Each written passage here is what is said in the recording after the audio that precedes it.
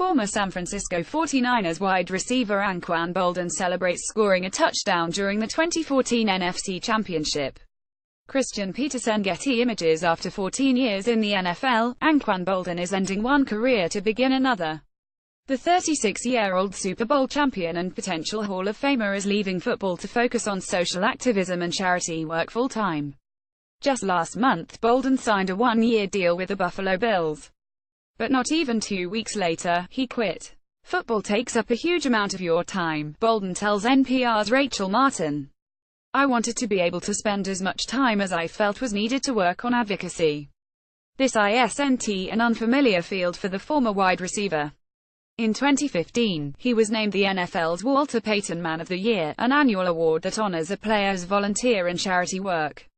Anquan Boldin, then of the San Francisco 49ers, accepts the Walter Payton NFL Man of the Year award in 2015.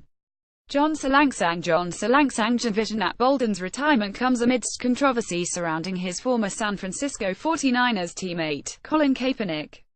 Kaepernick took a knee during the national anthem before games during 2016 season in protest of the treatment of African Americans and minorities in the U.S. Kaepernick is currently a free agent, but players across the league have shown to support him, most prominently, Green Bay Packers star, Aaron Rodgers. "I think he should be on a roster right now," Rodgers told ESPN. "I think because of his protests, not." Boldin supports Kaepernick's activism, saying his protests have gained him more and more support from fans. "For those that really want change, I think they'll listen to his message and they'll take it to heart," he tells NPR. Boldin says that while he's been troubled by the America of the last few months, the recent response to flood victims of Hurricane Harvey has given him hope. With the devastation that is going on in Houston, and the people that have stepped to the forefront to help people that they don't know, doesn't matter race, color, creed, religion, none of that matters, he says.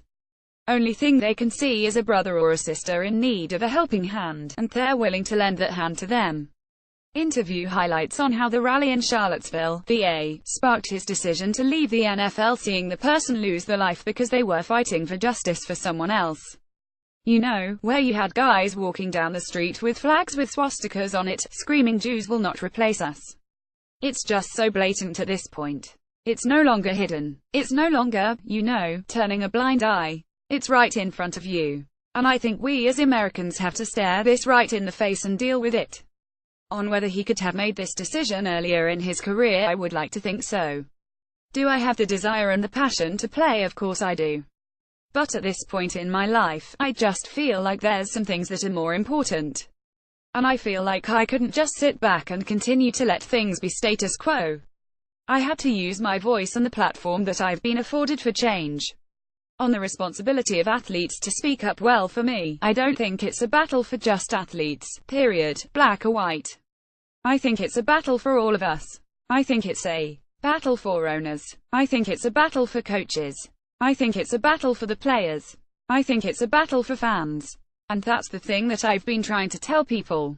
Don't just look at the athletes and the protests that they're having, because it's not about them. They're doing this for those that don't have a voice. This is all of our America. On his main focus going forward, criminal justice reform as a whole is, it's a huge problem.